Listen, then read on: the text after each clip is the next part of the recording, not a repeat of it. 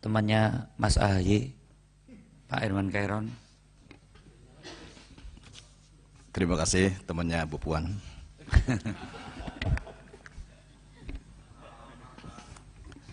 Assalamualaikum warahmatullahi wabarakatuh.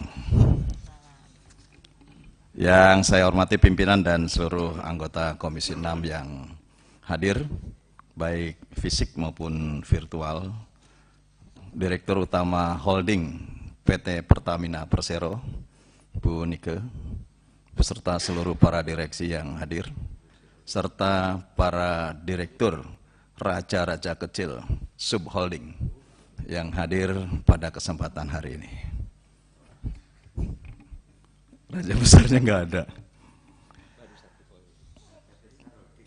Pertamina itu adalah perusahaan tambang minyak dan gas bumi negara. Jadi sebetulnya kalau melihat kesejarahannya, Bu Nike, sebetulnya Pertamina diharapkan menjadi pionir, menjadi penggerak pembangunan di sektor pertambangan minyak dan gas bumi. Saya coba buka sejarah Pertamina begitu ya. Nah, oleh karenanya saya agak khawatir ya dengan situasi Pertamina saat ini. Apalagi dengan hubungan antara holding dan subholding. Kalau melihat presentasi ini sangat bagus sekali. Tentu siapapun membaca presentasinya Bu Nike ini tergiur dan sangat menarik, luar biasa. Apalagi disajikan dengan cara Bu Nike presentasi, luar biasa, terlena semuanya. Tapi di balik itu menurut saya banyak hal yang tentu ini perlu kita dalami betul, ya, terkait hubungan antara holding dan subholding. Saya khawatir tidak ada lagi hubungan teknis, hubungan yuridis, bahkan lama-lama holding seperti tidak dibutuhkan lagi oleh subholding. Saya harus menyampaikan ini, terpaksa harus menyampaikan ini. Karena kalau kemudian subholding sudah menjadi urusannya pemilik saham merah putih, terus posisi holding di mana gitu? Apa hanya menjahit-jahit presentasi? Hanya menyampaikan keberhasilannya subholding? Ini yang menjadi pertanyaan besar saya dan ini saya simpan sudah lama sebetulnya. Dan ngitung-ngitung sederhana saya, dengan pembentukan subholding sebetulnya semakin tidak efisien. Bahkan segala beban dan tanggung jawab menjadi beban dan tanggung jawabnya holding. Betul nggak Bu? Segala beban dan tanggung jawabnya menjadi tanggung jawab holding. Tetapi segala operasional dan segalanya, saya tanda petik segalanya, itu menjadi urusan subholding. Oleh karenanya saya mohon penjelasan, seperti apa sesungguhnya hubungan holding dan subholding ini? Apakah benar Ibu dan kawan-kawan di holding ini menentukan terhadap subholding? Kalau menentukan, berikan contoh. Di mana Ibu bisa menentukan subholding? Justru sebaliknya, kalau tadi Pertamina Gas Negara atau PGN menyampaikan bahwa dalam forum ini meminta agar harga gas, ya, harga gas yang untuk jar gas kalau bisa di bawah 5 US dollar. Betul ya? Nggak salah dengar saya? Ya, pokoknya di bawah 5 US dollar per MMBTU. Kenapa harus terjadi di dalam forum ini? Gitu. Kenapa holding? Apa sudah tidak ada kemampuan holding untuk melakukan itu? Hubungannya seperti apa antara PGN sebagai retailnya gas dengan Hulu? Hulu mana? Nggak ada ya, Direktur Utama Hulu nggak ada. Wakil ya? Pak Budiman kemana? Udah ganti ya? Oh, udah ganti. Yang ganti siapa Bu? Bu Nike yang mengganti. Oh ya. Di depan dong di sini, masa yang lain di depan, Bapak di belakang. Iya. Oh wakil, oh wakil. Nggak apa-apa, wakil kan kalau wakil kan di depan saja. Kursinya nggak cukup, pemilu dulu.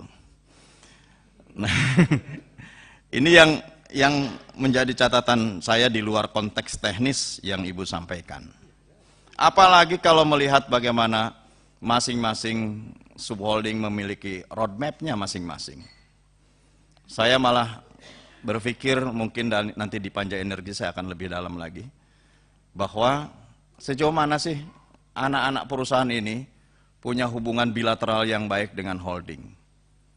Sampai saat ini aja laporan keuangan nggak nampak hari ini. Bagaimana kemampuan ekspansinya Pertamina terkait dengan tersandranya oleh penugasan. Saya membaca beberapa data, misalkan contoh, Pertamina saja pada saat sepanjang tahun 2022 ada berapa kasus ini? 49 kasus sepanjang Mei 2022. Penyelewengan, penyalahgunaan subsidi hingga Agustus 2022. Bahkan volumenya mencapai 257.000 liter, 455 liter. Dan 231.455 liter ini berindikasi memenuhi unsur pidana. Artinya, sistem pengawasannya tidak baik. Meskipun kemudian diangkat My Pertamina, diangkat lagi berbagai program Ibu yang indah-indah di sini. Dalam pandangan saya, kok kelihatan ada sesuatu gitu, yang kemudian ini membuat Pertamina Holding kaku dan tidak bisa mengambil keputusan yang taktis dan strategis. Kemudian juga Pertamina sepanjang tahun 2022 diprediksi akan terjadi defisit 190 triliun karena penugasan. Coba yang begini-begini diangkat. Ini menyambung apa yang tadi disampaikan oleh Pak Demer di awal. Bahwa berapa sih sebetulnya piutangnya? Bagaimana penyelesaian piutangnya? Bagaimana dengan beban bunga? Seperti apa PKPU-nya kalau ada PKPU? Kalau ada penyelesaian tripartit seperti apa gitu? Kan nggak pernah disampaikan. Ini akan berpengaruh terhadap kinerja ke depan Pertamina. Berapa kuat, berapa mampu Pertamina ke depan untuk melakukan ekspansi investasinya, seperti yang ditanyakan Bu Lulu tadi. Karena apa? Kalau melihat dari situasi saat ini aja, menurut saya ini ada banyak masalah. Apalagi jika kemudian tahun 2023 benar-benar Indonesia bukan terkena krisis, terimbas krisis. Karena ini bukan prediksi yang abal-abal menurut saya. Prediksi yang hampir akurat 2023, sepanjang 2023 ini ada krisis ekonomi yang menerpa beberapa negara yang kita juga harus waspada. Dan Ibu sampai saat ini tidak pernah menunjukkan manajemen risiko. Apa jika terjadi seperti ini? Bagaimana kalau terjadi penurunan konsumsi? Bagaimana kalau terjadi peningkatan kekuatan US dollar terhadap rupiah? Bagaimana kalau kemampuan investasinya menurun? Bagaimana kalau pinjaman yang tadi ditargetkan tidak tercapai? Ini kan banyak persoalan yang semestinya ini diselesaikan di sini, bukan hanya sekedar kemudian menyajikan data-data indah seperti ini gitu. Kemudian juga saya masih confused gitu ya dengan transisi. Dulu pernah transisi minyak tanah ke gas. Kemudian gas agak sulit dicari. Kemudian sekarang targetnya konversi kepada listrik, bahkan motor-motor listrik, mobil listrik sekarang disubsidi supaya orang beralih kepada motor listrik atau mobil listrik. Nah, sementara tadi dipresentasikan bahwa ada konversi bagaimana pilot project CNG untuk sepeda motor. Ada target marketing untuk motor 200, untuk 100 ojol. Kemudian seolah-olah bahwa kita memiliki cadangan gas yang cukup untuk melakukan ekspansi kepada ataupun transisi dari minyak ke gas. Masyarakat dibuat bimbang. Ini yang mana yang benar? Apakah transisi kepada listrik, transisi kepada gas sudah selesai belum? belum selesai, tapi sudah ada masalah baru. Pertamina sebagai operator negara, menurut saya harus lebih terang benderang menyampaikan persoalan-persoalan ini. Kemudian saya sejak awal menyimak apa yang disampaikan oleh Bu Dirut. Kita akan menjadi kelasnya dunia. Kelasnya yang setara dengan perusahaan-perusahaan minyak dunia. Sementara perusahaan-perusahaan minyak dunia sudah masuk dalam retailnya di Indonesia. Apalagi kalau berbicara persoalan di sektor hulu, sudah sejak dulu Indonesia kebagiannya sedikit gitu. Nah, kalau melihat situasinya seperti ini, di mana positioningnya Pertamina bisa mampu untuk bisa berkelas dunia? Bagaimana nanti Pertamina ada di Mekah, di Saudi Arabia misalkan, di situ ada pom bensin Pertamina, atau di Malaysia lah ada pom bensin Pertamina. Sementara Petronas di Indonesia ada di mana-mana. Kemudian sebesar apa sih kemampuan kinerja korporasi untuk bisa masuk ke kelas itu? Gitu. Sehingga kita betul-betul bisa memahami presentasi yang Ibu sampaikan. Memang kinerja hulu tadi meningkat, dari RKP yang telah ditetapkan naik, tetapi masih di bawah target lifting minyak negara. Terus kemudian ada beberapa kenaikan yang penurunan hanya salah satu indikator yang tadi saya lihat penurunannya. Tetapi saya bukan itu. Kemampuan jangka panjang Pertamina seperti apa? Jangan sampai tersandera oleh penugasan dan pada akhirnya Pertamina kaku untuk melakukan ekspansinya.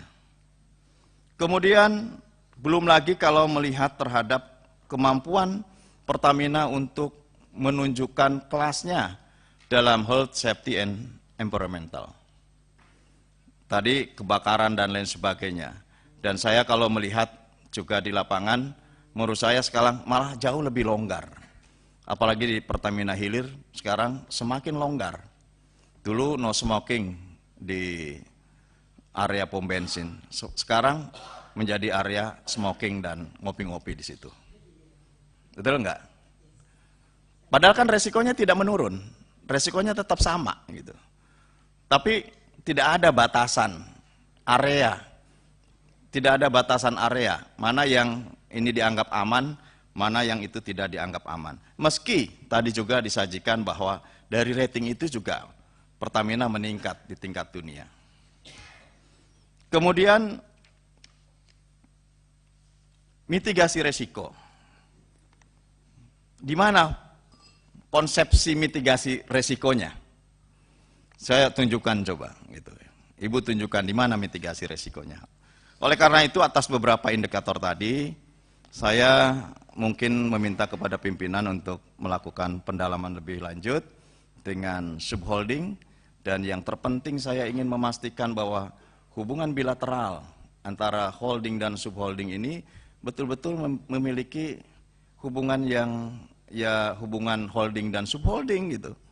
Kalau Ibu tidak bisa menentukan Dirut Logistik dan Infrastruktur, Pak Eri, buat apa juga holding? Gitu. Saya kira kalau mengukur efisiensi, sekali lagi saya ingin mengulang, kalau mengukur efisiensi sepertinya lebih baik dulu ketika holding betul-betul memiliki sub-sub bidang usaha yang dikelola langsung oleh holding. Oke. Ya, bagaimanapun ini adalah kebijakan pemerintah. Oleh karena itu Pak Bimo, saya mengusulkan nanti pendalaman khusus terhadap sub holding, dan kalau tidak disampaikan secara terbuka untuk bagaimana hubungan holding dan subholding, saya minta tertulis ataupun nanti suatu saat secara tertutup supaya memang tidak mengganggu terhadap stabilitas nasional kita. Terima kasih. Assalamualaikum warahmatullahi wabarakatuh. Waalaikumsalam. Selanjutnya